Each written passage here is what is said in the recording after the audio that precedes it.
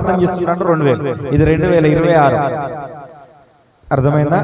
క్రీస్తు జననం గురించి మాట్లాడితే చాలా ప్రాముఖ్యమైన విషయాలు బయటకు వస్తాయి. అయితే ఆయన పెద్దలతోని అందరితోని దూషింపబడుతున్నాడు. ఆ దూషింపబడుతున్న క్రీస్తు ఆల్రెడీ లేస్తాడని చెప్పిన క్రీస్తు లేచి వచ్చాడు. హల్లెలూయా.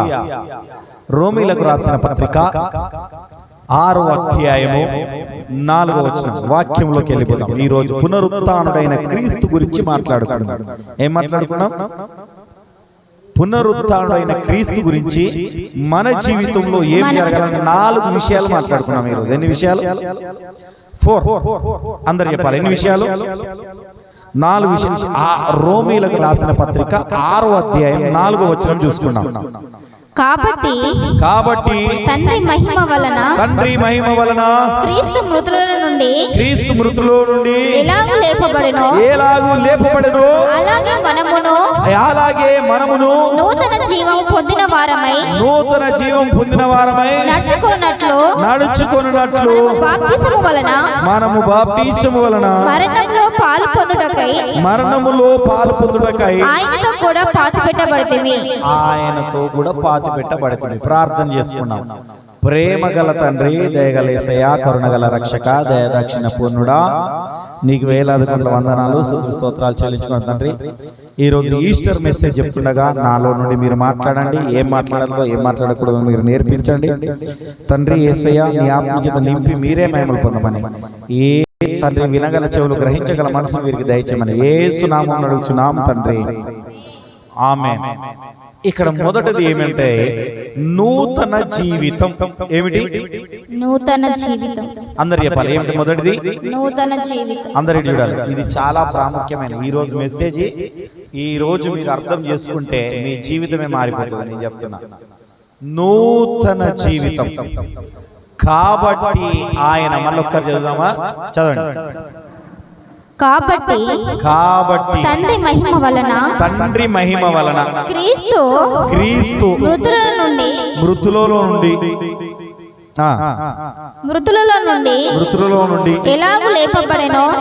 ఎలాగూ లేపబడెనో అలాగే మనమును. చూడండి, ఏంటంట? యేసు క్రీస్తు వారు మృతులలో నుండి ఏ విధంగానైతే లేచాడో, నీవు నేను కూడా, మంచిగా వినాలి, చెప్తుండంటే పరిశుద్ధాత్మ దేవుడు నాలో పని చేస్తున్నాడు. హల్లెలూయా. చూడండి, నా ఎట్లా ఉంటే నా వెంట్రుకలు అన్ని లేస్తున్నాయి. హల్లెలూయా.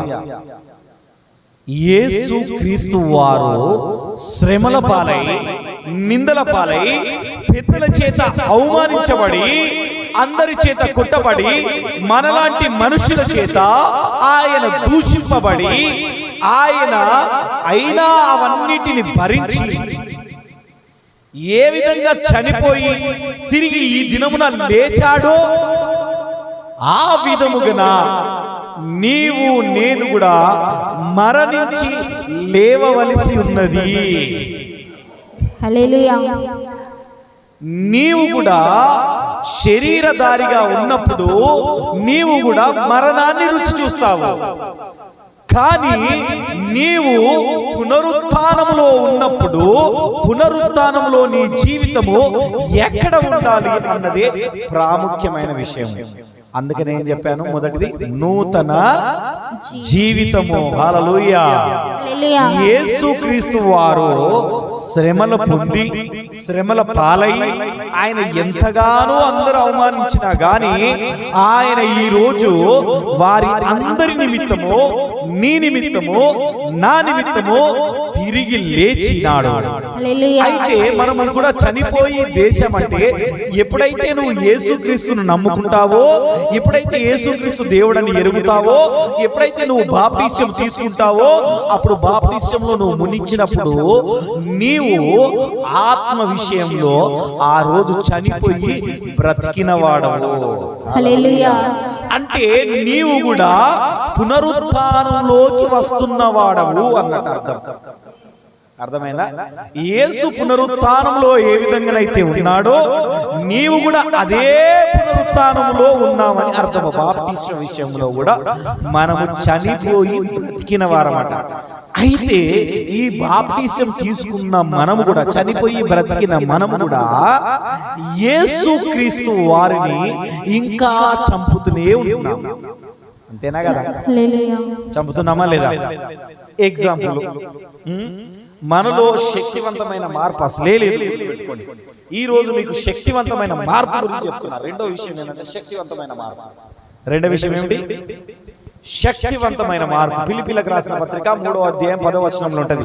అయితే యేసుక్రీస్తును మనము మార్పు లేకుండా, ఏం లేకుండా, మార్పు లేకుండా ఆయనను ఇంకా మృతులనే ఉంచుతున్నాము. ఏం చేస్తున్నాము? ఇంకా మృతులనే ఉంచుతున్నాము. అంటే ఇంకా నిర్లక్ష్య ధోరణిలోనే ఉంటున్నాము. అంతేనా కదా? నిర్లక్ష్య ధోరణిలో ఉంటున్నామా లేదా? గుడ్ ఫ్రైడే నాడు ఎంతమంది నిర్లక్ష్య ధోరణి చేశారు? అర్థమైందా? అంటే ఆయన చనిపోయిండే, చనిపోతే చనిపోయి అట్లనే ఉండే, ఏమైతుంది? నీలో ఎంత నిర్లక్ష్య ధోరణి ఉన్నదో చదవండి. తీసారా? 3:10 ఫిలిప్పీలకు రాసిన పత్రిక 3వ అధ్యాయం 10వ వచనం. ఏ విధము చేతనైనను మృతులలో నుండి నాకు పునరుత్థానము కలగవలెనని ఆయన మరణ విషయములో సమాన అనుభవం గల వాడనై ఆయనను, ఆయన పునరుత్థాన బలమును ఎరిగి నిమిత్తమును ఆయన శ్రమలలో పాలివాడగుటకు ఎట్టిదో ఎరుగు నిమిత్తమును సమస్తమును నష్టపరుచుకొని వాటిని పెంటతో సమానముగా ఎంచుకొనుచున్నాను. ఏ విధము చేతనైనను మృతులలో నుండి, ఎక్కడున్నట? మృతులలో నుండి నాకు, అక్కడ ఏమన్నది? అందరికి నాకు, ఇలా పెట్టుకోండి, నాకు పునరుత్థానము కలగవలెనని. ఏందంట? మనకు పునరుత్థానం కలగాలి. ఏం కలగాల అంటే, పునరుత్థానం కలగట్లేదు అంటే, పునరుత్థానం నీకు కలగాలంటే సమస్తాన్ని పెంటతో ఎంచాలి. దేంతో ఎంచాలి? సమస్తాన్ని పెంటతో ఎంచాలి. అంటే ఏ విధంగానంటే, నేను ఒక మాట చెప్తా. 6:31 మత్తయి సువార్త 6:31 చెప్పిన తర్వాత నేను ముందుకెళ్దాం. చాలా మంది పెంటతో ఎంచట్లేదు. పెంట దేనికి అవుతుందన్నా గుర్తుపెట్టుకో అన్నా. నువ్వు చెప్పు, పెంట ఏం చేస్తావు నువ్వు? ఇంట్లో ఉంచుకుంటావా? ఉంచుకుంటావా? నువ్వు చెప్పు సులోచన అక్క, చెప్పండి. పెంట ఏం చేస్తావు? ఉంచుకుంటావా? సరదా అంటే మీరు పెంట ఉంచుకుంటారా? గుర్తుపెట్టుకో సుధాకర్, ఈ విషయం నీకు చాలా ప్రాముఖ్యమైనది. గుర్తుపెట్టుకో. ఎందుకంటే నీకు ఈ రోజు దేవుడు నీతోనే మాట్లాడుతున్నాను అనుకో. హల్లెలూయా. 6:31 చూడాలి ప్రతి వారు. గుర్తుపెట్టుకో. కాబట్టి ఏమి తిందుమో, ఏమి త్రాగుదుమో, ఏమి తాగుదుమో, ఏమి ధరించుకొందుమో, ఏమి ధరించుకొందుమో అని చింతింపకుడి. అన్యజనులు వీటన్నిటి విషయమై విచారింతురు. చాలు, గుర్తుపెట్టుకో. నీవు పెంట కుప్పతో సమానంగా ఎంచకుండా ఏమి తిందుమా, ఏమి తాగుదుమా. ఈ రోజు అన్నా కదా, ఈ రోజు అన్నా మనందరం కలిసి తిందాం, మీ గురించి నేను పొద్దున్నే వెళ్తున్నాను అన్నట్టుగా ఏమి తిందుమో, ఏమి తాగుదుమో అనే ఆలోచన ఎవరు చేస్తున్నారంటే అన్యజనులు చేస్తున్నారు. దేవుణ్ణి ఎరగని వాళ్ళు చేస్తున్నారు. దేవుణ్ణి ఇంకా మృతులలో ఉంచిన జనము మాత్రమే చేస్తున్నారు. గుర్తుపెట్టుకోండి. ఎవరు చేస్తున్నారు? దేవుణ్ణి ఎరగని జనాంగము, అన్య జనాంగమే. ఆ జనాంగమే దేవుడు అంటే భయము లేదు, పునరుత్థానమైన క్రీస్తును ఎరగని నీ జనులు ఏమి తిందుమో, ఏమి తాగుదుమో, ఏమి పని చేద్దుమో అన్న విషయాన్ని ఎరుగుతున్నారు. ఫిలిప్పీలు 3:10 అయితే నీవు, నేను, నీకు, నాకు పునరుత్థానము కలగాలి అంటే, వింటున్నారా? Listen carefully. చాలా ప్రాముఖ్యమైన పునరుత్థానం మెసేజ్ ఇది. నీ జీవితంలో పునరుత్థానం కలగాలి అంటే నీవు ఈ పని పద్ధతిగా పాటించవలసిందే. శక్తివంతమైన మార్పు రెండవది నీ జీవితంలో రావాల్సిందే. ఏం రావాల్సిందే? శక్తివంతమైన ఈ మార్పు నీ జీవితంలో రాకపోతే నీలో పునరుత్థానం జరగనట్టే. ఈ శక్తివంతమైన మార్పు నీలో రాకపోతే నీ జీవితము ఇక్కడ పెంట కుప్పతో సమానమే. పెంట కుప్పను ఏ విధంగానైతే బయట పెడుతున్నాడో దేవుడు కూడా ఆ విధంగానే బయట పెడుతున్నాడు. నిన్ను కూడా అర్థం చేసుకో నా ప్రియ సహోదరి సహోదరుడా. అయితే ఏం చెబుతున్నాడంటే, కాబట్టి ఒకసారి చదువుదామా 3:10 ఫిలిప్పీలు. కాబట్టి ఏ విధము చేతనైనను మృతుల నుండి నాకు పునరుత్థానము కలగవలెనని. ఇగో చూసుకో, ఏ విధము చేతనైతనో నాకు పునరుత్థానము కలగవలెనని ఆయన మరణ విషయములో సమాన అనుభవం గలవాడనై. గుర్తుపెట్టుకో, ఏందంట? సమాన అనుభవం కలిగిందట మనకు. ఎవరికి? నీకు నాకు. నీవు కూడా మళ్ళా లేస్తావు, కానీ నీవు ఇక్కడ ఈ లోకం మీద కనబడవు. అర్థమైందా? నీవు నేను లేస్తాము, సమానముగా ఆయనతో లేస్తాము, లేచి వస్తాము. కనుక ఈ విషయాన్ని నేను గుర్తు పెట్టుకోకుండా ఉంటే, ఏమి తిన్నుమో ఏమి తాగుదామో అన్న ఆలోచనలోనే ఉంటే, అయితే గుర్తుపెట్టుకోండి, అయితే సమస్తాన్ని నువ్వు పెంట కుప్పతో సమానం చేసుకోకపోతే నీ జీవితంలో పునరుత్థానం జరగలేదు. That's all. అర్థమైందా? నీ జీవితంలో అంటే నువ్వు ఇంకా క్రీస్తును సిలువ వేస్తూనే ఉన్నావు. ఏం చేస్తున్నావు అంటే, ఇంకా సిలువ వేయబడడానికి కారణం ఏమిటి? యేసుక్రీస్తు వారు సిలువ వేయడానికి కారణం ఏమిటి? మన పాపముల నిమిత్తము. ఎవరి నిమిత్తము? నా పాపముల నిమిత్తము పవిత్రుడు రక్తదానం చేశాడు, సిలువ మరణాన్ని పొందాడు. అయితే ఆయనను ఇంకా నీవు సిలువ వేస్తున్నావు అంటే నీ జీవితంలో పునరుత్థానం జరగనట్టే కదా. అంతేనా కదా? Very simple. అర్థమవుతుందా? ఇప్పుడు ఒక మాట చెప్తున్నా. ఇప్పుడు ఈ వ్యక్తి ఉన్నాడు, ఈయన ఒక స్టూడెంట్ అనుకున్నాం. ఎవరు? ఈయన ఒక స్టూడెంట్. ఈయన హోంవర్క్ చేయలేదు. ఏం చేయలేదు? హోంవర్క్ చేయలేదు. టీచర్గా గద్దించడం కొట్టడం జరుగుతుంది. ఊకే గద్దించి కొడుతూనే ఉన్నా, అయినా హోంవర్క్ చేయట్లేదు. అంటే చెప్పిన పని వినట్లేదు, చెప్పిన మాట వినట్లేదు. కొట్టి కొట్టి కొట్టి కొట్టి కొట్టి కొట్టి ఏమవుతుంది? నీ టీచర్కి యాస్ట్ వచ్చింది, అరే వీడు ఇట్లా అంటాడేరా బాబా అని వదిలేసింది అనుకో. అంటే ఈయన జీవితం ఎలాంటిదంటే ఇంకా పునరుత్థానం జరగనిది.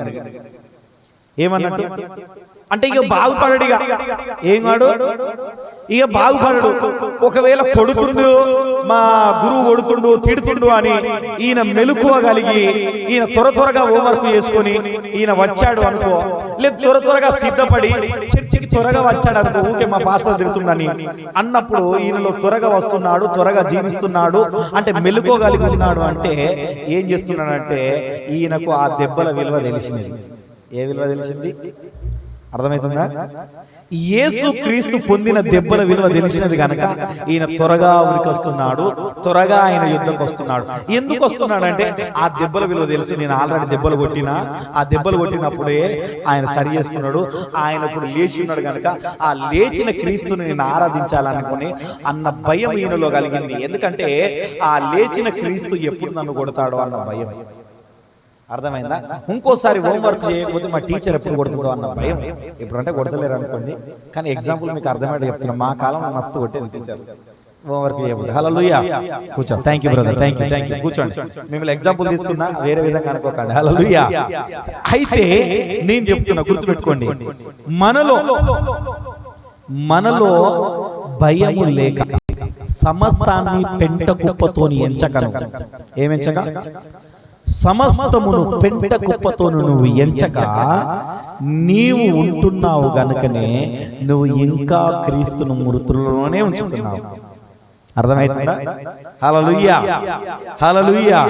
అయితే నీకు పరలోక సంబంధమైన ఆలోచనలు ఉంటలేవు. మూడవది ఏంటి? పరలోక సంబంధమైన ఆలోచన. కొలస్సీలకు రాసిన పత్రికలో ఉంటుంది. కొలస్సీలకు రాసిన పత్రిక 3వ అధ్యాయంలో ఉంటుంది. పరలోక సంబంధమైన ఆలోచనలు ఎవరికి కలగట్లేదు. ఎందుకు కలగట్లేదు? ఎందుకు కలగట్లేదు అంటే నేను చెప్తాను, గుర్తుపెట్టుకోండి.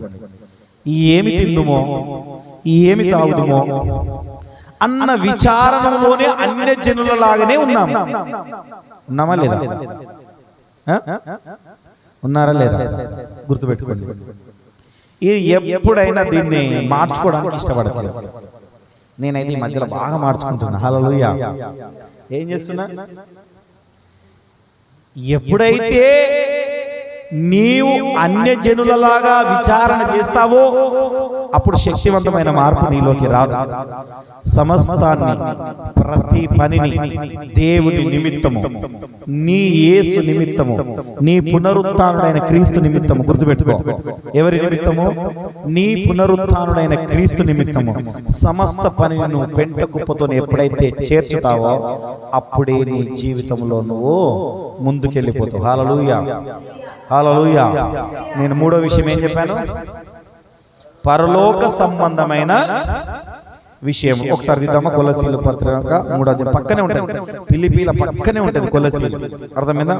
3వ పత్రిక మొదటి, మీరు క్రీస్తుతో కూడా లేపబడిన వారైతే పైనున్న వాటినే వెతుకుడి. చాలా ఒక నిమిషం అడుగుదామా? ఇప్పుడు నేను చెప్తున్నా, గుర్తుపెట్టు. ఇప్పుడు ఈ రోజు మిమ్మల్ని నేను ఒక క్వశ్చన్ ఇస్తున్నా. అందరు బాప్టిజం తీసుకున్నారు, మాక్సిమం తీసుకున్నారా? బాప్టిజం తీసుకున్నారంటే క్రీస్తుతో లేపబడిన వారు. మీరు క్రీస్తుతో లేపబడిన వారైతే, మంచిగా గుర్తుపెట్టుకోండి. వింటున్నావా? నీకు చాలా ప్రాముఖ్యమైన క్రీస్తుతో. ఆ 3వ అధ్యాయం 1 నుండి కొలస్సీలకు రాసిన పత్రిక 3వ అధ్యాయం 1 వచనంలో ఉంటుంది చూడు, దాని పక్కన ఉంటుంది 1. మీరు క్రీస్తుతో లేపబడిన వారైతే ఏం వెతుకుతారట? పైనున్న వాటినే వెతుకుడి. మరి పైన ఏమున్నదమ్మా? సరే ఒక మాట మాట్లాడుతున్నా. పైన ఏమున్నది? ఓ పరలోక పట్టణమా, ఒకసారి పాడు. హల్లెలూయా. ఏందంట? పైనున్న మైక్లో పాడు పాడమ్మా. ఓ పరలోక పట్టణమా, 12 రాళ్లతో కట్టబడితివి. ఓ పరలోక పట్టణమా, 12 రాళ్లతో కట్టబడితివి. 12 గుమ్మాల మధ్యలో నారాజు, 12 గుమ్మాల మధ్యలో నారాజు, స్తుతింపబడుతుండు నా యేసు, కొనియాడబడుతుండు నా రాజు. చాలు. హల్లెలూయా, హల్లెలూయా, హల్లెలూయా, హల్లెలూయా. పైనున్న వాటినే వెతకాలి. ఇంకా నెక్స్ట్ చదవండి. అక్కడ క్రీస్తు దేవుడు కుడి పార్శ్వమున కూర్చొని ఉన్నాడు. ఎక్కడ కూర్చున్నాడట? కుడి పార్శ్వమున. పరలోక రాజ్యంలో యేసు క్రీస్తు వారు కుడి పార్శ్వంలో కూర్చున్నాడు. ఎక్కడ కూర్చున్నాడు? తండ్రి దగ్గర కుడి పార్శ్వం ఆయన కూర్చొని ఉన్నాడు. పైనున్న వాటి మీదనే గాని భూ సంబంధమైన వాటి మీద మనసు పెట్టుకొనకూడదు. చాలు ఆపుదామా? పైనున్న వాటి మీదనే గాని భూ సంబంధమైన వాటి మీద నీవు నేను మనసు పెట్టకూడదు. సమస్తాన్ని నువ్వు పెట్టకపోతే, సమానం చేసుకొనకపోతే నీలో క్రీస్తు పునరుత్థానం జరగనట్టే. నువ్వు పైన వాటిని వెతకకపోతే, ఈ భూ సంబంధమైన వాటిని వెతుకుతున్నావు అంటే నువ్వు ఇంకా క్రీస్తును సిలువ వేసినట్టే.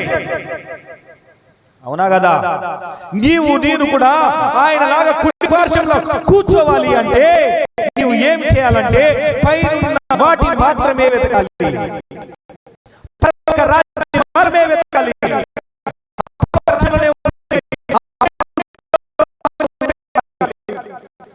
లేదంటే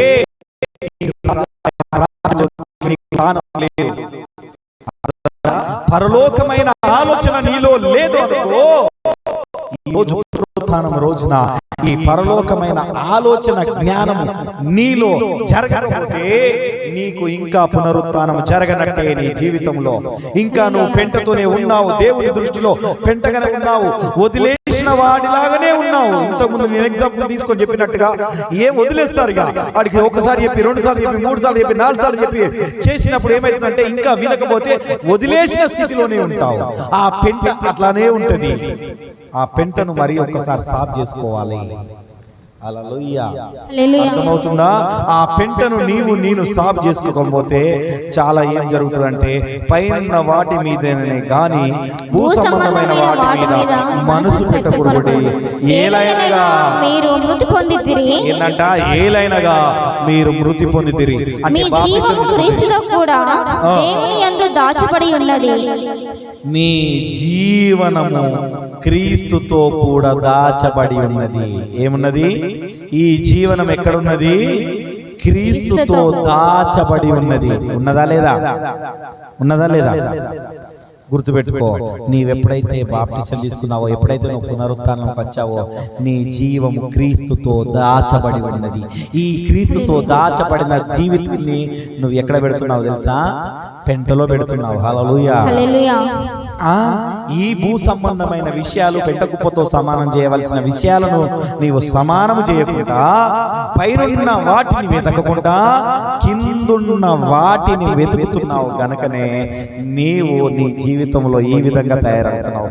అయితే ఈరోజు పునరుత్థానమైన దినము నాడు ఏంటంటే పరలోక సంబంధమైన విషయాలను ఎతకాలి. ఇంకోటి ఏంటంటే నిరీక్షణ మరియు ధైర్యం. 4వ విషయం ఏంటి? నిరీక్షణ మరియు ధైర్యం. అంతే అనుకున్నామా? ఎందుకు మరి నిరీక్షించాలి? ఎందుకు నిరీక్షించాలి? ఇంకా ఎందుకు నిరీక్షించాలి? గుర్తుపెట్టుకోండి. క్రీస్తుతో నీవు ఉన్నావు. క్రీస్తు కూడా నిరీక్షించాడు. ఏం చేశాడు? యేసు కూడా ఆయన సమయం వచ్చేదాకా ఆయన నిరీక్షిస్తూనే ఉన్నాడు. అర్థమైందా? ఆయన సమయం వచ్చేదాకా ఉన్నాడు. 3 దినములు అప్పుడే లేవచ్చు, 1వ దినం. కానీ ఆయన లేఖనములు చెప్పాడు. ఇంతకుముందు మనం చెప్పాం కదా, 3 దినముల తర్వాత మనిషి కుమారుడు లేచుగా మీరు చూస్తారు. అర్థమైందా? ఇంకొక కూడా అంటాడు ఏంటంటే ఈ దేవాలయమును పడగొట్టండి. ఆ దేవాలయం గురించి చెప్పలేన, దేహం అనే దేవాలయం గురించి చెప్పాడు. ఈ దేహమైన దేవాలయమును పడగొట్టండి, దీన్ని 3 దినముల లేపుతా. ఆయనకు ఎందుకంటే 3 దినములు నిరీక్షించవలసిన సమయం. నీ జీవితంలో 3 సంవత్సరాలు 30 సంవత్సరాలు నిరీక్షించవలసిన సమయం ఉన్నది. హల్లెలూయా. ఈ నిరీక్షణ అన్నది మనకు చాలా ప్రాముఖ్యమైన. పేతురు రాసిన మొదటి పత్రిక 1వ అధ్యాయము 3వ వచనం చదువు. త్వరగా నేను ముగించడానికి సిద్ధపడతా. ఆలస్యమైంది, 8 అయిపోయింది. 8 గంటలకు ముగిస్తానన్నాను. ఒక్క 10 నిమిషాల్లో ముగిస్తా. పేతురు రాసిన మొదటి పత్రిక 1వ అధ్యాయం 3వ వచనం. మన ప్రభువగు యేసుక్రీస్తు తండ్రి అయిన దేవుడు స్తుతింపబడును గాక. మృతుల నుండి యేసుక్రీస్తు తిరిగి లేచుట వలన జీవంతో కూడిన నిరీక్షణ మనకు కలుగును. యేసుక్రీస్తు తిరిగి లేచుట వలన జీవముతో కూడిన నిరీక్షణ. దేంతోనటమ్మా? జీవంతో కూడిన నిరీక్షణ. మరి నీలో జీవం ఉన్నదా లేదా? ఎంతమందిలో జీవం ఉన్నది? ఎంతమంది జీవం? హల్లెలూయా. మరి జీవం ఉంటే నువ్వు దేన్ని వెతకాలి? పైనున్న వాటిని. జీవం ఉంటే హల్లెలూయా. అయితే వాక్యం వింటున్నారు మీరు, వాక్యంలో ఉన్నారు. దేవునికి మహిమ కలుగును గాక, కలుగును గాక. యేసుక్రీస్తు తిరిగి లేచుట వలన జీవముతో కూడిన నిరీక్షణ మనకు కలుగునట్లు ఆయన అక్షయమైనదయు నిర్మలమైనదియు వాడబారినదయి స్వాస్థ్యము మనకు కలుగునట్లు ఆయన తన విశేష కనికరము చొప్పున మనలను మరలా జన్మింపజేసెను. ఏంటంటే అక్షయమైనదంటే మంచిది, అర్థమైన. నిర్మలమైనదంటే శాంతియుక్తమైనది. ఏమంట? అక్కడ శాంతి ఉంటది, మంచిది ఉంటది. దాన్ని నిర్మూలంగా మంచి కలగజేసి ఉన్నదట. అక్కడ ఏం చేసినది? ఉన్నదా లేదా? ఉన్నదా? ఒక్కసారి ఊహించుకోండి. ఒక్కసారి పరలోక రాజ్యానికి పోయింది. ఒకసారి పరలోక రాజ్యానికి రండి. అక్కడికి వెళ్తే అక్కడ ఏమన్నంటే మంచిగా శాంతి ఉన్నది, మంచి నిర్మనుష్యంగా ఏమి లేకుండా ఉన్నది. ఒక మీరు మాత్రమే అక్కడ ఉన్నారు. ఉండి మీరు దేవుడు ఉన్నాడు, ఆ దేవుడిని మీరు చూసుకుంటూ ఆయన స్తుతిస్తూ ఉన్నారు. ఏ విధంగా ఉన్నారు చూడండి. హల్లెలూయా. ఒక్కసారి ఆ ఇమాజినేషన్ ఎలా ఉంటది, అవునా కదా? ఎంత బాగుంటది అంటే ఆ ఇమాజినేషన్. ఇక ఇలాంటి ఇక్కడ ఈ లోకం మీద ఉన్న పొల్యూషన్, ఏమి తిందుమా ఏమి తాగుదుమా అన్ని ఈ ఆలోచనలు కాకుండా ఏమీ లేకుండా ఆ దేవునితోనే సంబంధం కలిగి ఉంటే ఎంత ప్రశాంతత ఉంటది. కొద్దిమంది ఏం చెప్తారంటే ఈ ప్రశాంతత గురించి గుళ్ళు గోపురాలు తిరుగుతున్నాడు. ఎందుకంటే మనసుకు ప్రశాంతత కలగాలంట. ఏం కలగాలి? మనసుకు ప్రశాంతత కలగాలి. కొద్దిమంది అంటారు నా మనసు బాగలేదయ్యా, చర్చికి పోయి ఒక 10 నిమిషాలు ప్రార్థన చేసుకుంటే నా మనసు ప్రశాంతంగా ఉంటుందంట. అవునా కదా? మనసు ప్రశాంతంగా ఉంటుంది ఒక చర్చిలో గంట ప్రార్థన చేసుకుంటే. అంటే ఎందుకంటారు? అక్కడ పీస్ఫుల్ వ్యక్తిగా ఉంటుంది. అంటే అక్కడ మంచి ఆహ్లాదకరమైన వాతావరణం ఉంటుంది. అంటే అక్కడ నిర్మలమైన వాతావరణం ఉంటుంది కనుక నీ మనసుకు ప్రశాంతత కలుగుతుంది. అలాంటి ప్రశాంతత కలిగిన వాతావరణం అక్కడ ఉందట పైన మన గురించి. ఏడ ఉంది? పరలోకములో అలాంటి ప్రశాంతత ఉన్నది కనుక నీవు ఈ పునరుత్థానం నందు నీవు ఏమి వెతకాలమ్మా? నువ్వు పైనున్న వాటిని వెతకాలి, కిందున్న వాటిని వెతకకూడదు. హల్లెలూయా. మరి ఎవరిని వెతకాలంటే యోహాను సువార్త 17వ అధ్యాయం 3వ వచనం. ఎవరిని వెతకాలి? మరి ఎవరిని వెతకాలి? నువ్వు ఎవరిని వెతుకుతున్నావు? ఏమి తిందుమో ఏమి తాగుదామో అంటున్నావు, కానీ నీవు ఈ రోజు ఎవరిని వెతకాలన్న విషయాన్ని చెప్తా. 17:3 యోహాను చదువు. 17:17 అద్వితీయ సత్యదేవుడైన నిన్నును నీవు పంపిన యేసుక్రీస్తును ఎరుగుటయే నిత్య జీవము. ఏందట? అద్వితీయుడైన. అందరు వింటున్నారా? అద్వితీయుడైన. వింటున్నావా దేవేందర్? అద్వితీయుడైన. వింటున్నావా? సత్యదేవుడు ఎవరు? మరి సత్యదేవుడు ఎవరు? యేసుక్రీస్తును ఎరుగుటనే నీకు జీవం. నీవు యేసుక్రీస్తును ఇప్పుడు ఎరుగుతున్నావా లేదా చెప్పు. హల్లెలూయా. మరి యేసుక్రీస్తును నువ్వు ఎరిగిన వారివైతే సమస్తాన్ని నువ్వు పెంటతో సమానం చేసుకోవాలి. ఏమి తిందువో ఏమి తాగుదువో అన్న ఆలోచన నీలో రాకూడదు. పైనున్న వాటిని మాత్రమే వెతకాలి, కిందున్న వాటిని వెతకకూడదు. అర్థమవుతుందా? నీవు యేసుక్రీస్తును మాత్రమే వెతకాలి. అదే నీ జీవము, అదే నీకు రక్షణ, అదే నీకు ఏదైనా నిన్ను చేయగలదు, నిన్ను నడిపించగలదు. అర్థమవుతుందా? నీ జీవనం ఏమిటంటే యేసుక్రీస్తును వెతకడమే. అద్వితీయ అయిన దేవుడట. మళ్ళీ నాట్ నార్మల్ పర్సన్. ఇంకా నువ్వు మృతుల్లో వెతకకూడదు, లేచిన క్రీస్తును వెతకాలి. నువ్వు ఇన్నాళ్ళు ఇంకా మృతులో ఉన్న క్రీస్తును వెతుకుతున్నావేమో, అందుకనే నీ జీవితం అల్లకొల్లగా ఉన్నదేమో.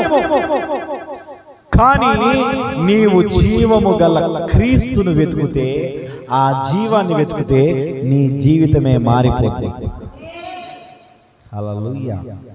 అద్వితీయమైన దేవుణ్ణి వెతుకుతూనే పడుతుంది. పాత నిబంధనలో కూడా ఈ మాట చెప్పబడింది. ఇర్మియా గ్రంథంలో ఉంటుంది. ఒకసారి తీద్దామా?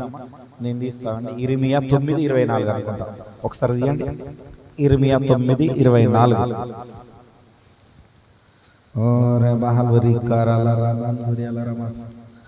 అతిశయించువాడు దేనిని బట్టి అతిశయింపవలెను అనగా, దేనిని బట్టి అతిశయించాలి అంటే చూడండి, నీవు అతిశయిస్తున్నావు, యేసుక్రీస్తును వెతుకుతున్నావు, నువ్వు అతిశయిస్తున్నావు.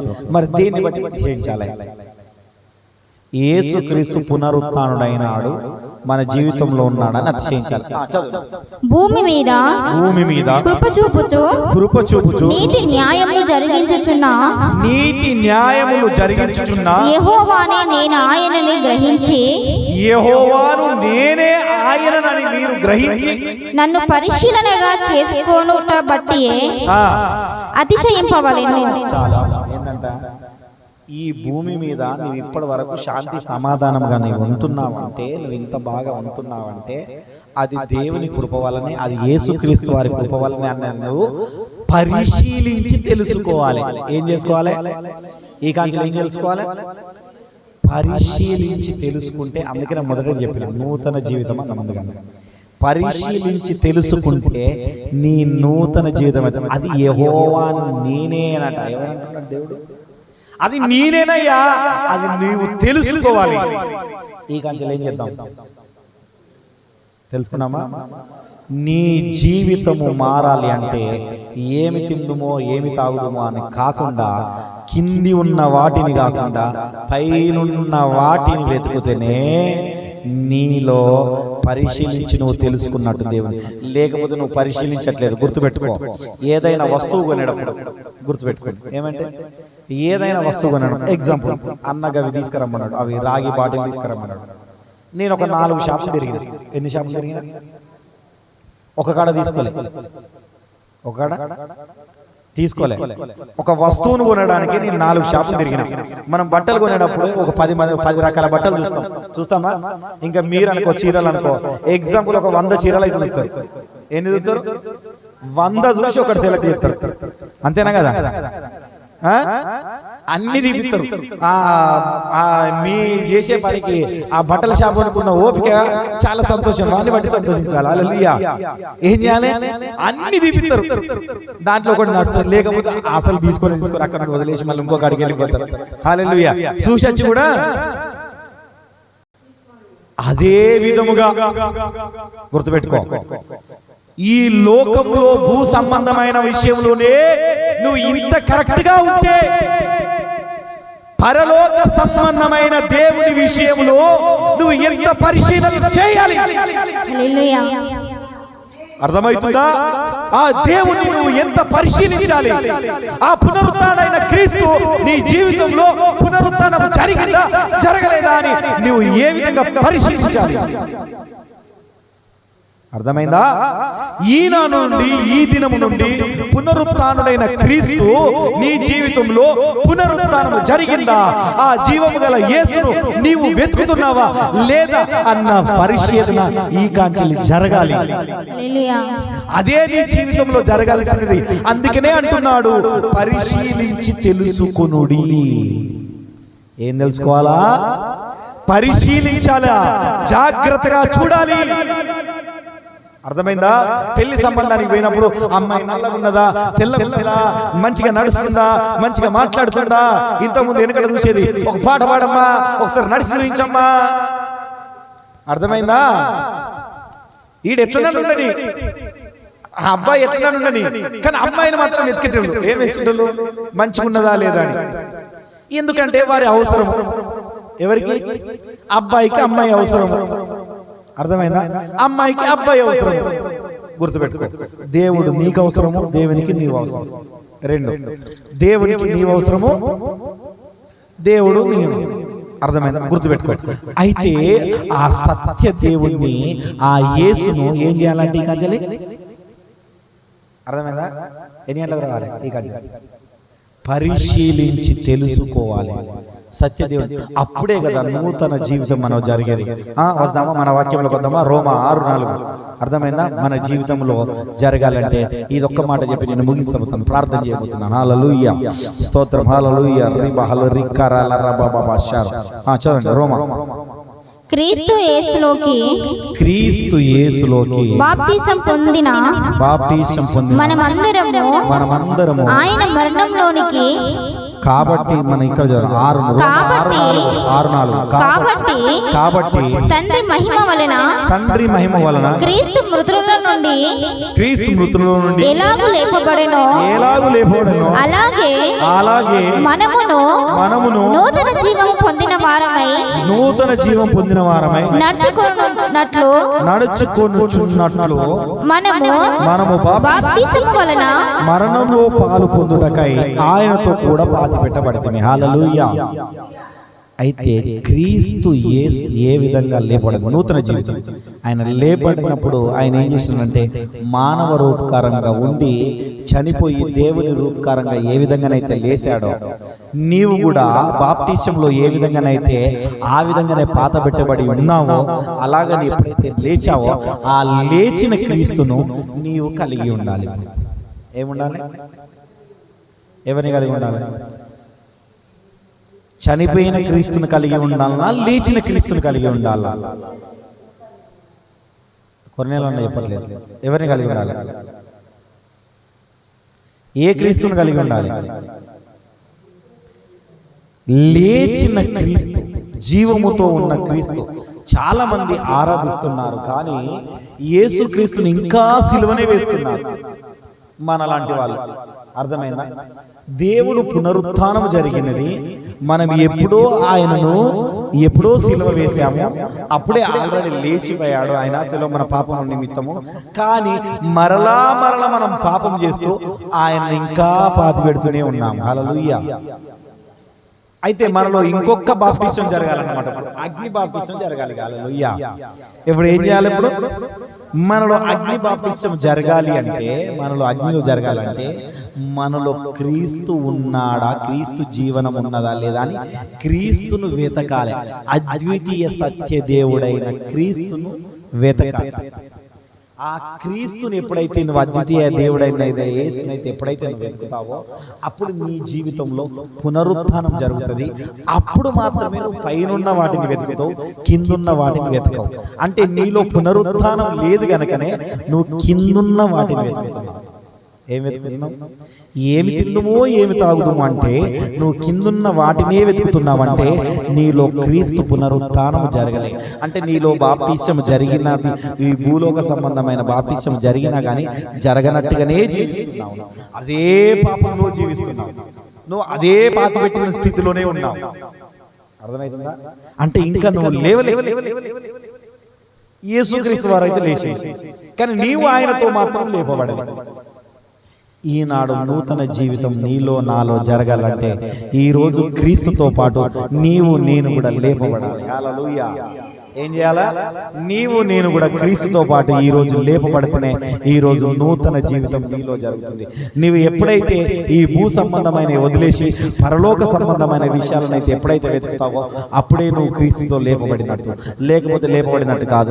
ప్రార్థన చేసుకున్నాం, అందరం ప్రార్థన చేసుకున్నాం. అందరం మోకరించినట్లయితే ప్రార్థన చేసుకున్నాం. తలలు వంచండి. మోకరించగలిగిన వారు మోకరించండి, మోకరించలేని వాళ్ళు లేచి నిలబడండి. యేసయ్యా నీకు స్తోత్రం ప్రభువా.